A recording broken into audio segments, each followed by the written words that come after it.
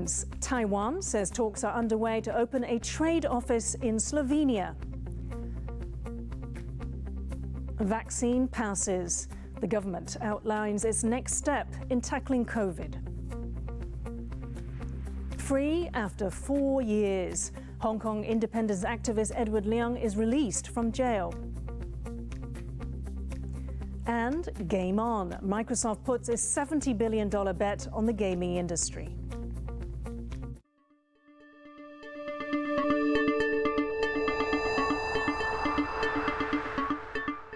A warm welcome to TaiwanPlus News. I'm Yin Khvat. Taiwan has confirmed plans are underway to open a trade office in Slovenia, in the latest symbol of warming Eastern European sentiment. The development comes as European parliamentarians call on EU leaders to do more to support Lithuania, which is facing economic sanctions from China for its growing ties with Taipei. James Chater reports. Taiwan and Eastern Europe take another step closer. Actually, we are working on establishing, to exchange the representatives. Of course, this will not be the level. This will not be the level of the embassies. It will be the level, the same level as many of EU member countries already have. Taiwan's foreign ministry has confirmed plans are in the pipeline to open a trade office in Slovenia, the latest sign of deepening ties between Taipei and Eastern Europe. The news comes after Slovenia's Prime Minister called Taiwan a country in an interview with an Indian broadcaster, and despite Beijing pursuing coercive policies against Lithuania for its own closer ties with Taiwan.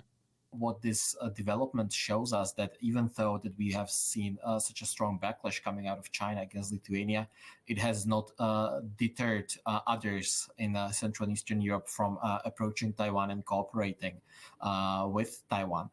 Analysts say a range of factors are behind Slovenia's bolder stance, including the Prime Minister's personal sympathy for Taiwan, its alliance with the US and NATO membership. But like Lithuania, it's Slovenia's lower economic reliance on China that's opening room for overtures toward Taipei. This is a tendency that we can observe all across Central Eastern Europe. Central Eastern European countries generally have trade relations with China which are less important to their respective national economies than trade relations that Western European countries have pursued with China. Taiwan's step closer to Slovenia comes as some 40 cross-party European parliamentarians sent a letter to EU leaders. They're calling for more full-throated condemnation of China's coercive economic approach toward Lithuania. China's made its position clear.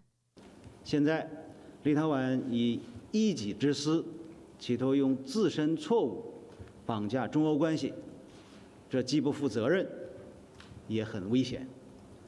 欧方应对此保持高度警惕。 Analysts say it's unlikely the letter will prompt the EU to take any action, but say European parliamentarians voicing concern is still significant. If we look at the situation in which Lithuania is, we can potentially down the line imagine any other member state of the EU, especially the smaller member states, which have been trying to develop relations with Taiwan, that they could be in a very similar situation sometime in the future. But any move toward Taiwan comes at a cost.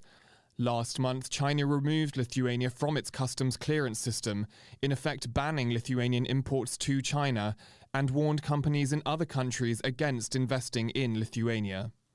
Taipei responded by buying up Lithuanian goods unable to enter the Chinese market. On Tuesday, a ship carrying more than 20,000 bottles of Lithuanian rum arrived at Taiwan's Geelong port. As Slovenia develops its own ties with Taiwan, the question becomes whether economic retaliation from Beijing is a price it's willing to pay. Rick E. and James Chater for TaiwanPlus. Taiwan's Vice President William Lai will attend the inauguration of the president-elect of Honduras, Xiomara Castro. Castro will take office on January 27th. Honduras is one of Taiwan's 14 formal diplomatic allies. Before her election win, Castro had considered switching ties to Beijing. She has since then backtracked. The Vice Foreign Minister Alexander Yu said Taiwan hopes to strengthen relations with the new administration. 总统当选人会有双边的会晤来转至蔡总统的这个致贺，以及就彼此共同关切的议题来交换意见。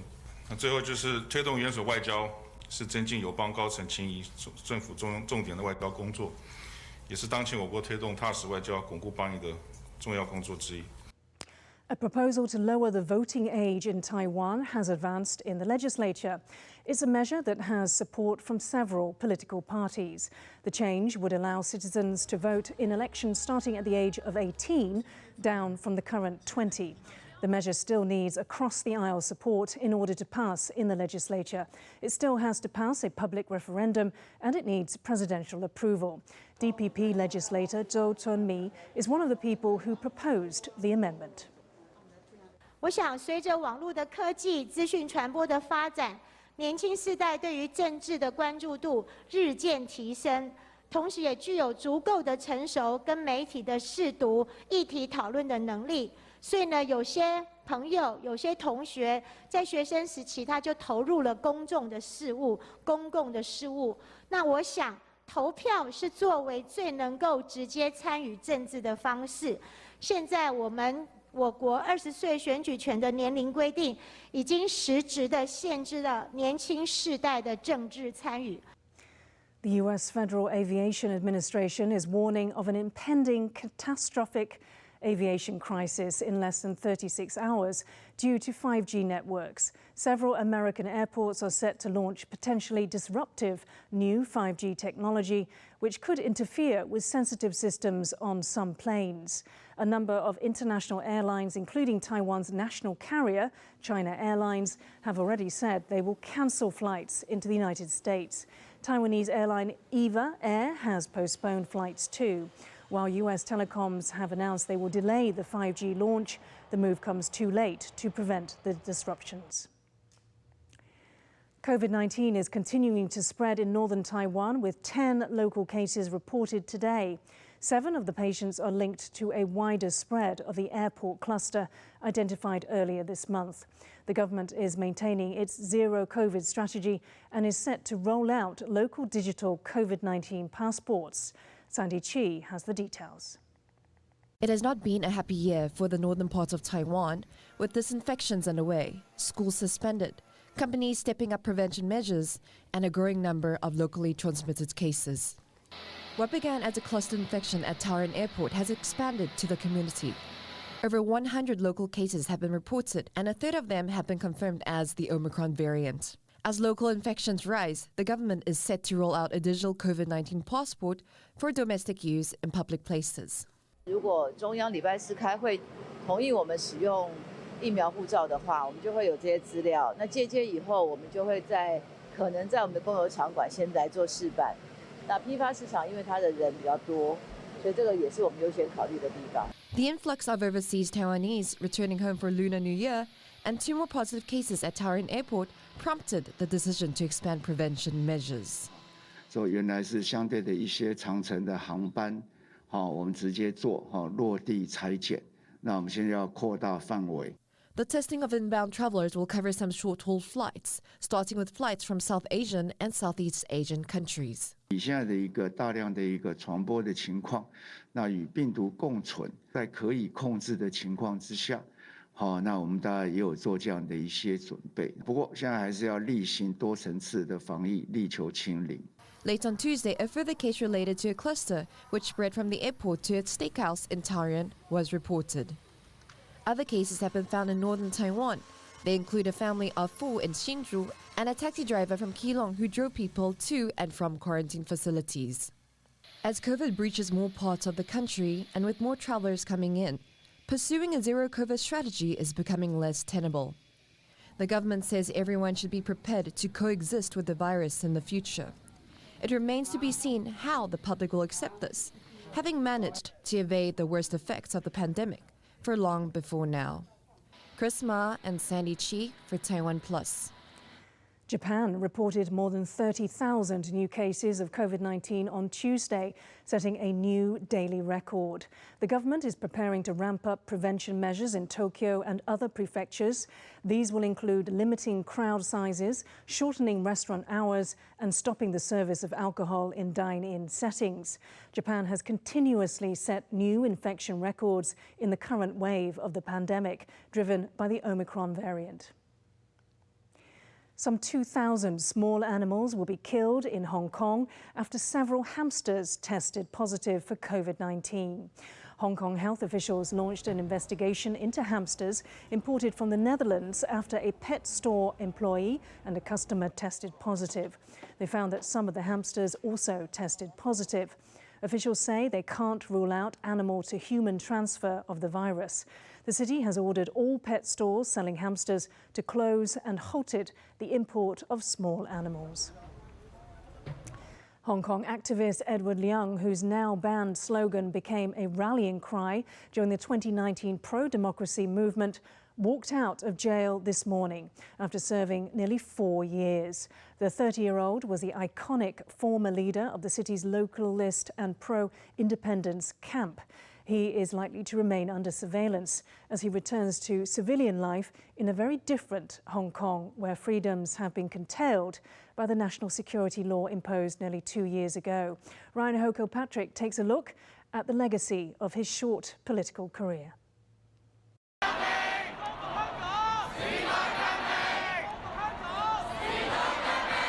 These were the words on everybody's lips and on every street corner in Hong Kong during the 2019 anti-government protests. And on Wednesday, the person who coined the phrase, Edward Leung, was released from prison. The spokesman for the group Hong Kong Indigenous, which lobbied for the city's independence, was serving time for his involvement in what's now known as the Fishbowl Revolution. The 2016 Lunar New Year unrest centered around the government's attempt to clear out street food sellers in Mong Kok, a popular shopping and nightlife district. After the Mong Kok fishbowl protest, localist movements have started to gain a lot of traction among younger activists. And so what I think that the slogan reflects, it's that generally the public sentiment is one of, we cannot remain status quo, we cannot remain business as usual. We probably will not win, but nevertheless, this is worth a fight that it needs to challenge the current norms. Leung emerged as the figurehead of the Hong Kong localist movement, which pushed back against Beijing's control of the city, and he has even been called the spiritual leader of the 2019 protests. Hong Kong Indigenous was able to deliver the message that the identity as a Hong Konger is never based on ethnicity. It's a value-based system.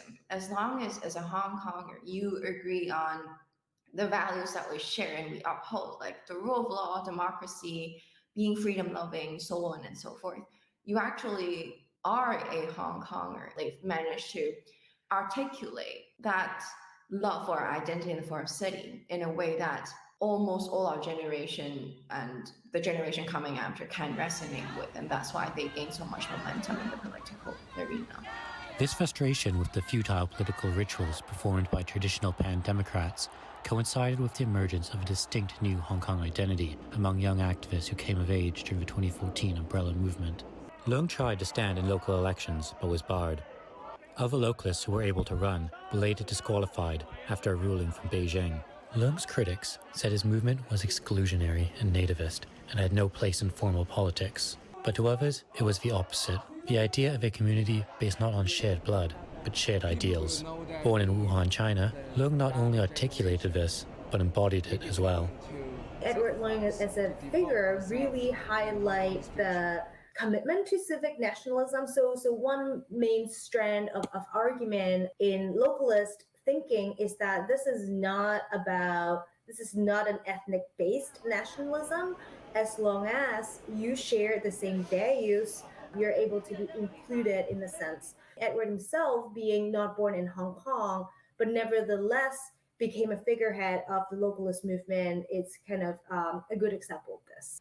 Before his release in the early hours of the morning, Leung's family said they were deleting his social media accounts on legal advice.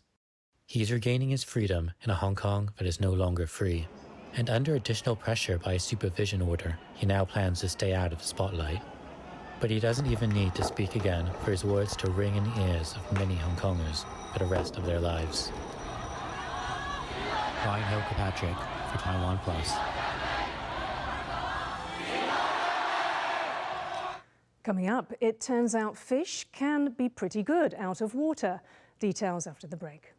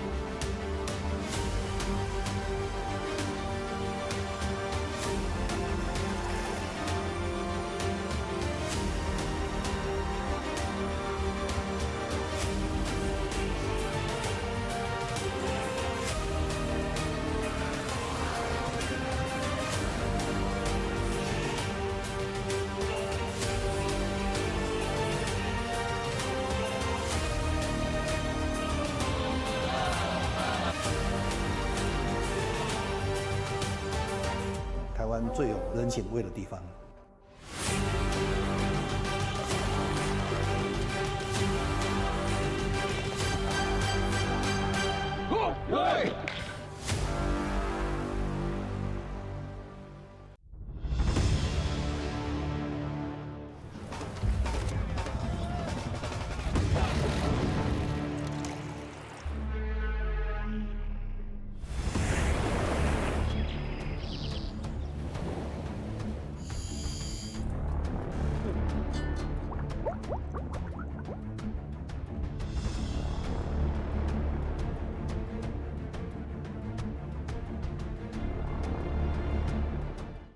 Thank you for watching Taiwan Plus. For more great news from Taiwan and around the world, download the app Taiwan Plus.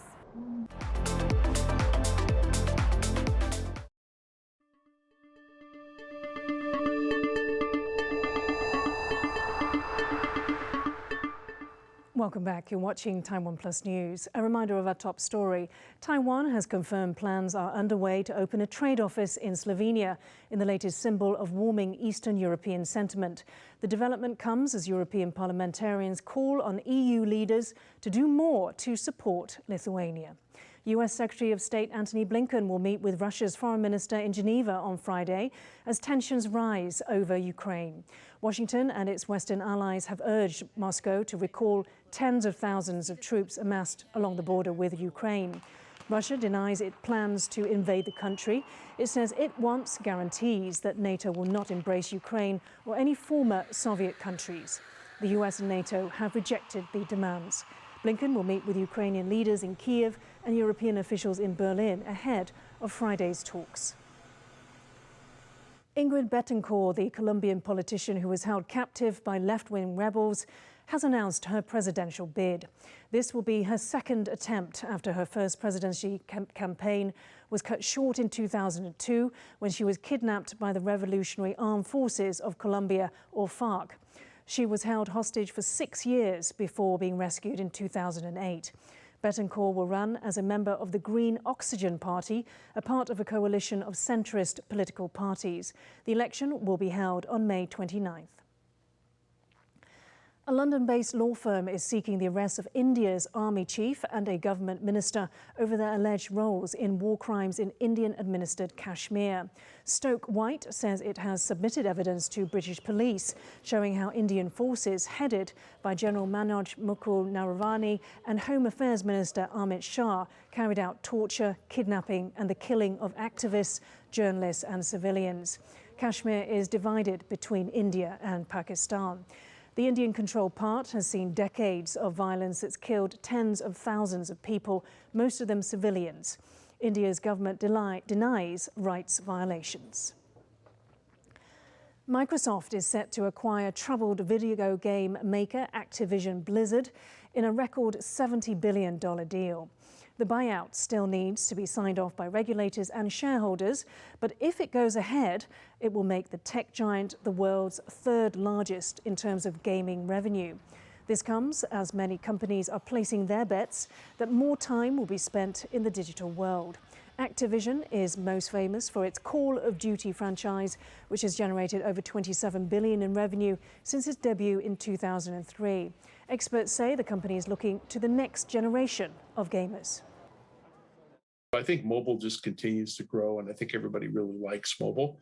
And I think that with technological advancement, you're going to get a blurring of the line between mobile and PC and console games because the processors on phones are getting so fast and the graphics are so good. Israeli researchers have found that with training, goldfish are capable of navigating even outside their watery homes. Wei Zhonglu has a story. Your eyes do not deceive you. This fish is controlling the vehicle from within its tank. Israeli researchers trained the fish to drive this tank mobile and discovered that they have the ability to navigate even on dry land. Surprisingly, it doesn't take the fish a long time to learn how to drive the vehicle. They're very confused at first, they don't know what's going on, but they're very quick to realize that there's a correlation between their movement and the movement of the machine that they're in. So it's something that they learn quite quickly. For this study, 6 goldfish received 10 driving lessons. Every time they reached the target, they were rewarded with food. But not every goldfish is savvy behind the whales. There were very good fish that were doing excellent, and there were mediocre fish that were showed controlling of the vehicle but were less proficient in driving. This research shows that a goldfish's cognitive capability to navigate outside its natural watery environment is not just a fish story. Bill Kong, Wei Zhonglu for TaiwanPlus. FC Barcelona's women's team has shattered records by selling 85,000 tickets in just 3 days for the home leg of the club's Women's Champions League quarter-final against Real Madrid. The fixture on March 30th could potentially set a world attendance record for a women's football match, but only if current COVID restrictions are eased before then. FC Barcelona Femeni usually plays at a smaller stadium, but the team was given permission to play at the historic Camp Nou due to the scale of the occasion. The sellout is also more than the struggling Barcelona men's team has managed this season. Now, St. Anthony is known as the protector of animals. People in Mexico celebrated his feast day by bringing their beloved animals for a blessing and a sprinkling of holy water. Pets like dogs and parrots were taken to be blessed, as were 2 roosters. For many people, it was their furry and feathery friends who kept them happy and served as emotional support during the pandemic. Estamos muy tensos por esta situación y bueno, ellos nos hacen olvidar un poquito todo esto, ¿verdad? Porque hacen muchas cosas maravillosas porque ellos ya tienen 3 meses y ya cantan. Being a street performer in Taiwan is no easy task. Some buskers tell us what drives them to pursue their craft with the streets as their chosen venue.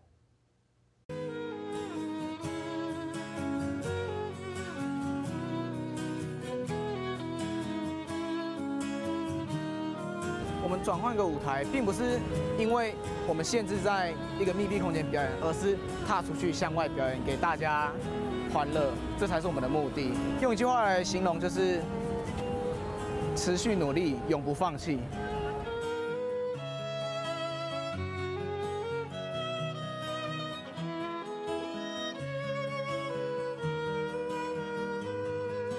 那很多人有不一样的个性，有俏皮的。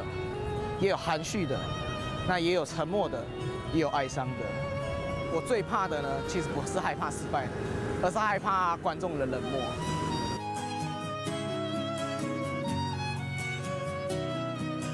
其实表演是一件非常棒的事情，对。不过大家都会觉得说，表演这个行业是个不够职业的一个行业。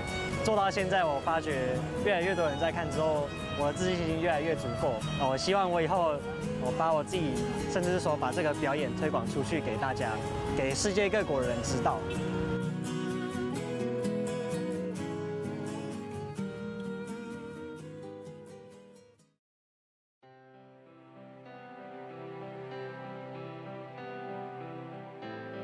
要迎合观众是非常一件不容易的事情，因为在街头人来人往，每个人的个性千奇百态。那要怎么样去迎合每个人胃口呢？我们要在中间抓一个平衡点。那在我表演杂技之前，其实我是站行动雕像，画成一个小丑的形状，然后是一个人偶。那这个最自豪的是我的眼睛能够1个小时都不眨，因为我觉得这才是最真实的人偶。那很多观众呢都会看着我，不会动他是真的还是假的？我只要听到这一句话，我就会觉得我成就达成了。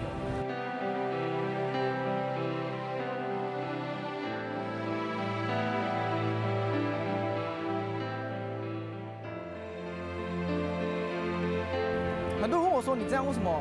你为什么还要这样子赚不多钱？你为什么还要这样持续呢？”